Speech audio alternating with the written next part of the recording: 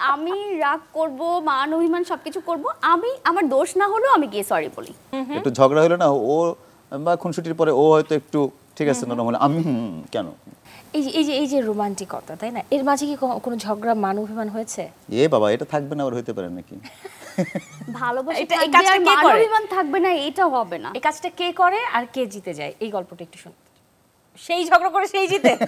না, আমাকে আমি রাগ করব, মান অভিমান সবকিছু করব, আমি আমার দোষ না হলেও আমি গিয়ে সরি বলি। এটাই আমি। এটা কিন্তু কেউ করে না। এটা কিন্তু এটাই জামিল ভাই এই জায়গা থেকে অনেক সৌভাগ্যবান, অনেক। It's true.